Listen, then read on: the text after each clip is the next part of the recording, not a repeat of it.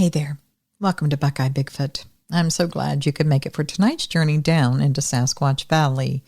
Now, tonight's journey, it's going to take us over into Pennsylvania to the Allegheny foothills, where a surveyor and his crew, well, they just might have got a little too close to Bigfoot's nest. So grab your snackage. Let's get saddled up. It's time we head down the trail to Sasquatch Valley. Let's go.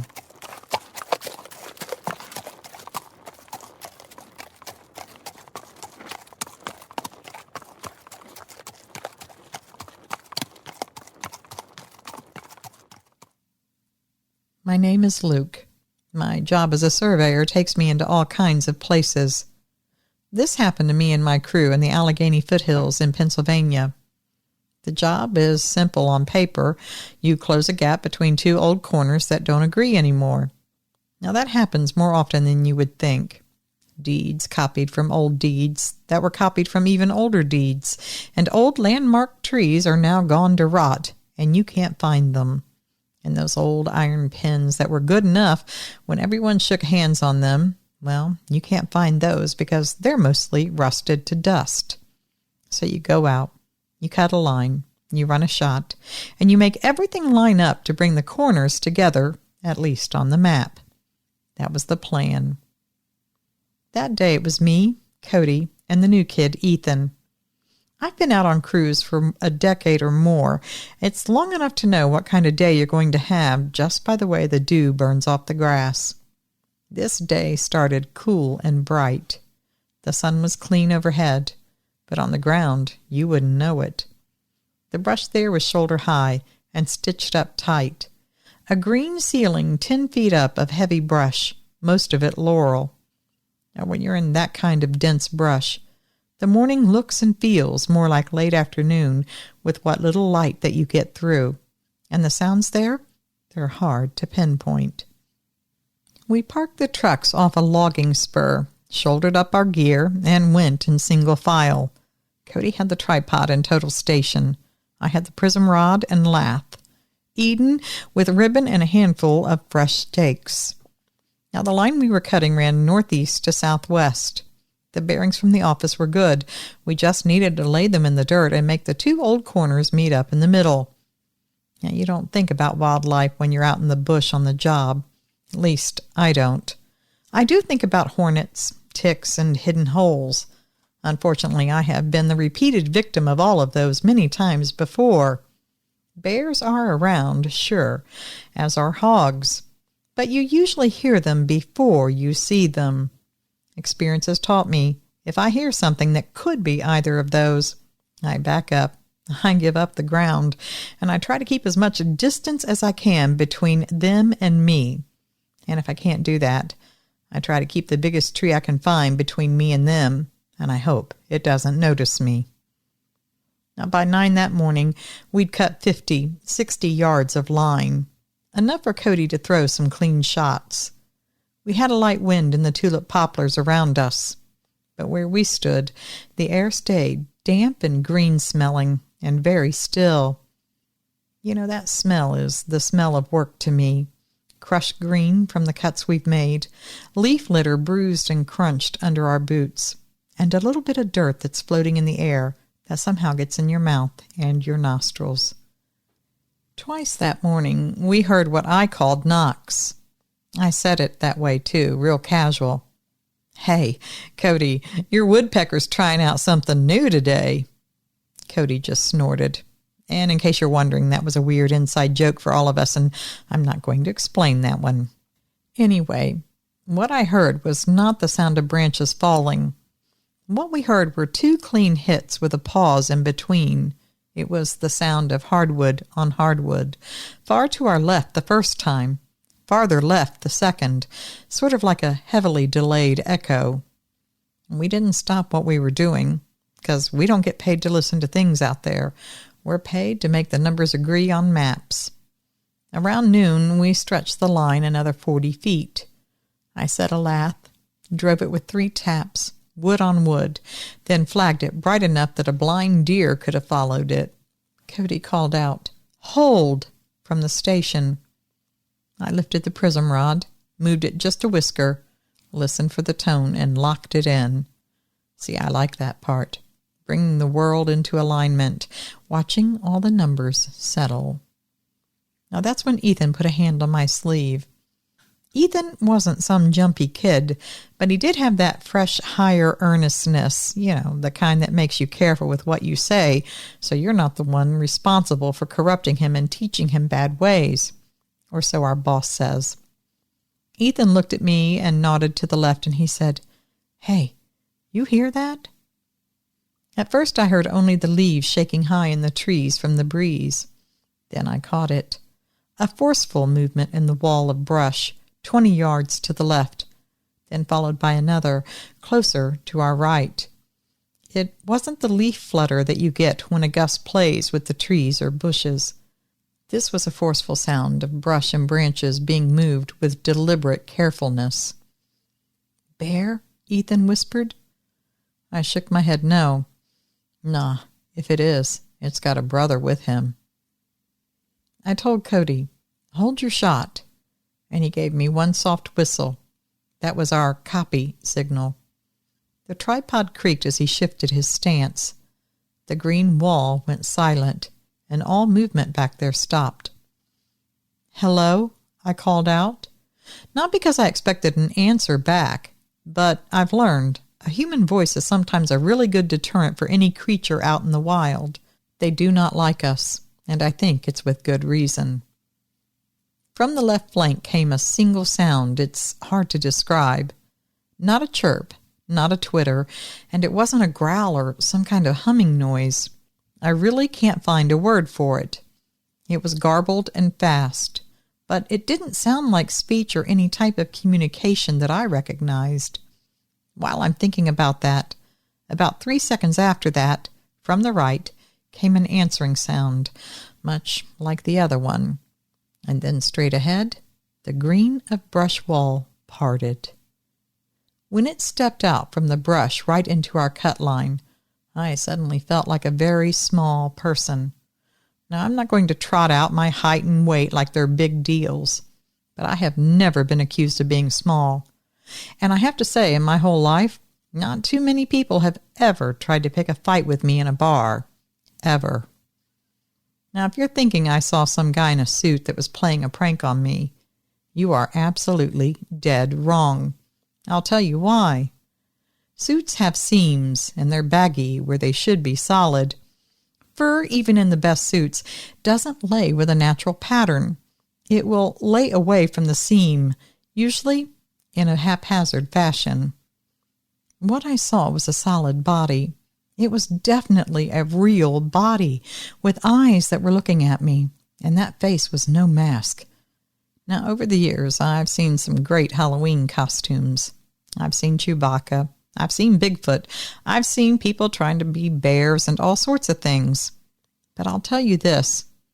How on earth anyone could see any kind of a costume in broad daylight and ever be fooled into thinking it's a real thing, such as Bigfoot or even a bear, is beyond me. What I saw had a chest that was wide and solid, and the belly and the torso was firm and muscled. You could see that even with all the hair. The arms on it were long enough they hung past the mid-thigh.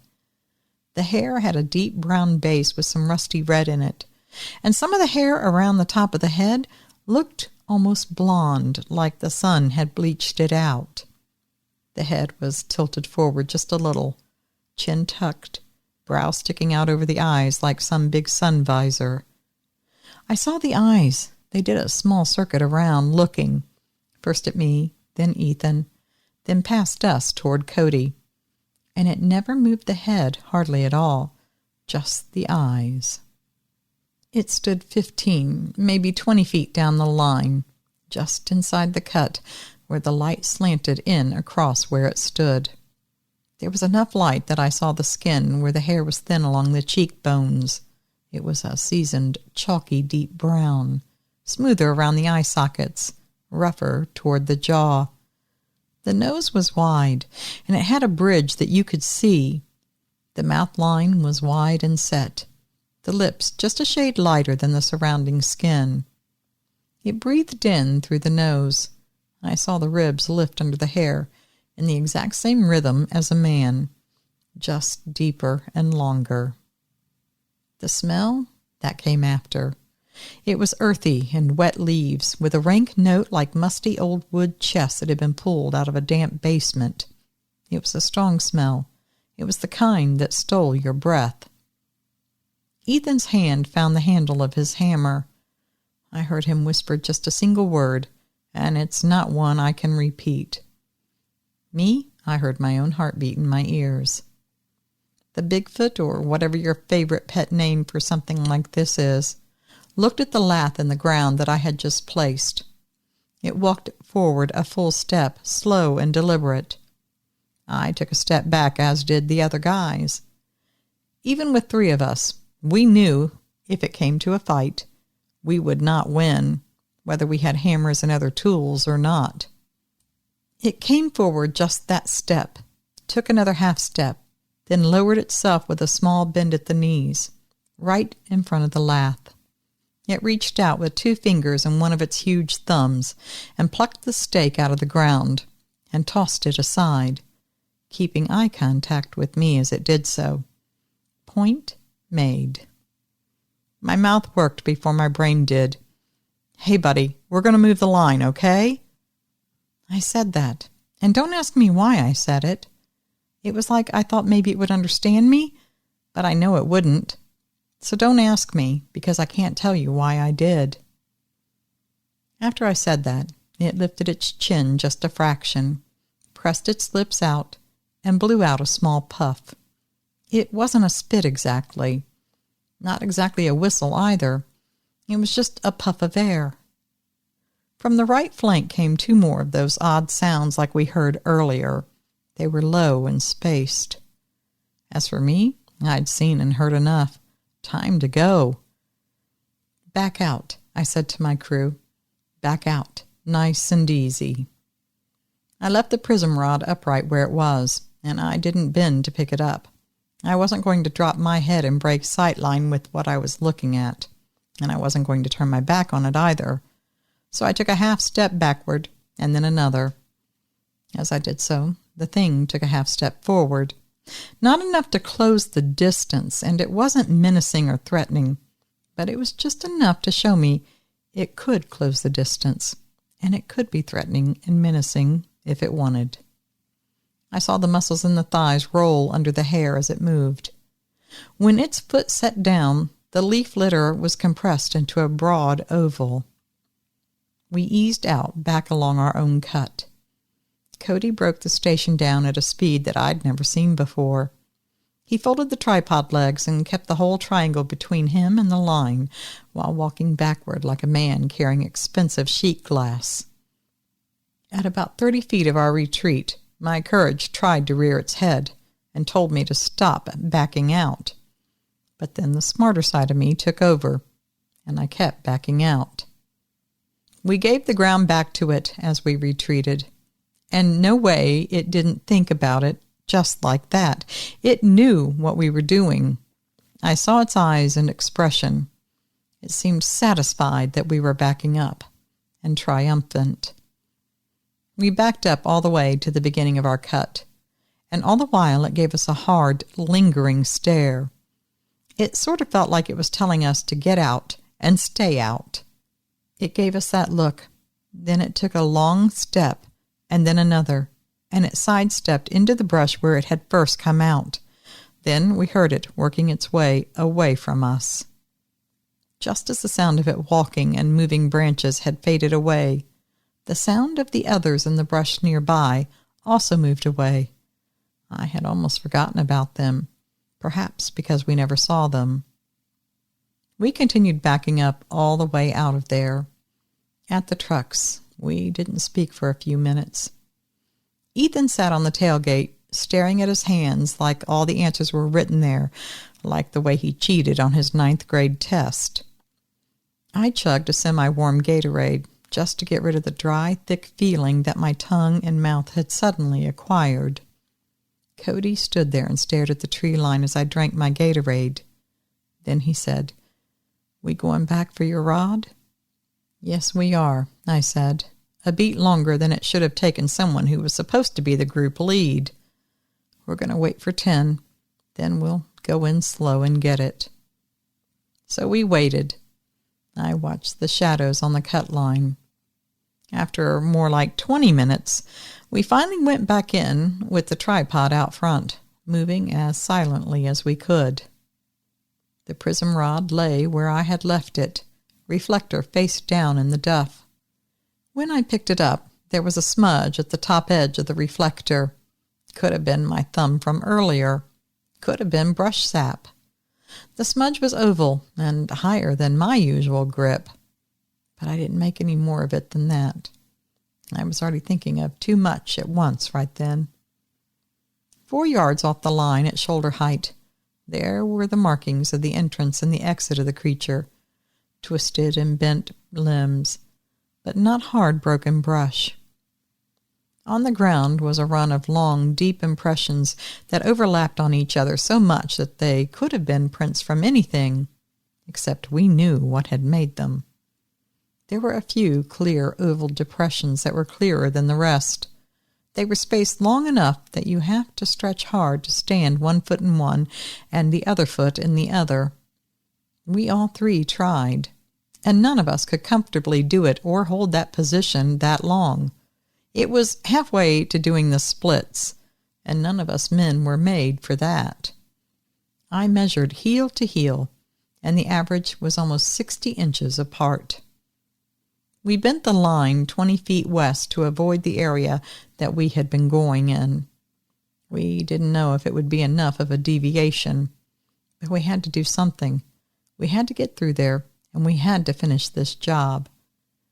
I already knew in my head the paperwork would say something like, "Field fit due to extreme vegetation obstacles and terrain." I could have dressed it up with a paragraph about practical access and slope, and none of it would necessarily be a lie. The main truth was this: something didn't want us to take the straight shot, so we moved.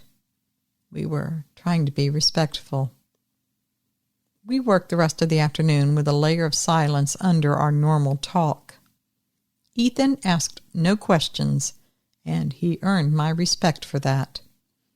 Once, maybe an hour after the sighting, we heard a single distant knock to the north, but nothing answered. Once a squirrel tried to scare at least a decade off my life. It darted out across the cut, exploding leaf litter at my feet as it did so. Every time the wind gusted, we 3 froze and listened, making sure the flutter of leaves wasn't hiding something coming toward us. On the way out, near where the cut met the logging spur, something threw a small branch into the line from 20 feet off. It wasn't hard or close. It hit a tripod leg with a tick and then fell. Now, if you'd asked me before lunch whether a thrown stick could make my mouth go dry, I would have laughed. But I wasn't laughing then. I yelled out, "We're clear," and I kept the crew moving. I would not look to where the stick had been thrown from. I did not want to see. Back at the shop, I wrote the field notes clean and careful. The real story was left out, of course. What I did do was talk to Ethan the next morning before we rolled out. "Hey, you ever feel weird like that again, or you hear something that just doesn't seem right while we're out there, you say it out loud. We'll back out first, talk about it later. No questions at the time." He nodded hard enough that I thought his cap would fall off. 2 days later, we had to tie in the west offset with a short cross line. We went in early with low light and colder temperatures. Nothing was moving out there but us. We set the cross, we shot it, and we got out. Now, I never told the game warden. I didn't call a biologist. A lot of people will say that I should have, and maybe I should have, I don't know. But I didn't feel the need. I was not alone when this happened, so I have no doubts about that day, what I experienced or what I saw. I do not need science to tell me what I already know. I don't need everyone else in the county knowing and possibly jeopardizing my job. So if you need a word for it, I'll do the best I can, and I will describe it for you. If you need to find the best fitting word for it, well, maybe this will help you. To me, it was Bigfoot. Here's what I can tell you. It was a hair-covered biped, taller than any man that I've ever stood next to. It was built a little more like a muscular runner, more so than a big bear. It had a face that you could read expressions from. It looked at my crew the way an old man looks at kids running on his perfect lawn. It had strong hands with opposable thumbs. It didn't really want us hurt, but it also didn't want us where we were or where we were going. So we bent our cut line, and I'll go to my grave believing that was the correct professional decision. I've had folks ask what scared me the most that day. I can tell you it wasn't the size, and it wasn't even that nasty smell. It was the suddenness of it all, if I had to say. It was being smacked in the face with something that I never thought was even real. To a guy like me who lives his whole life in quantities, arcs, measurements, degrees, numbers, and solid things that you cannot argue with, the suddenness of something that shouldn't have been there was what was scary. We finished the corridor the next week, and our client was happy with the as-built. If they walk the line in 5 or 10 years, they'll see that 20-foot bow, and they're going to think it must have gone around a huge clump of massive trees or something that is suddenly no longer there. And I guess that's kind of true, though, isn't it?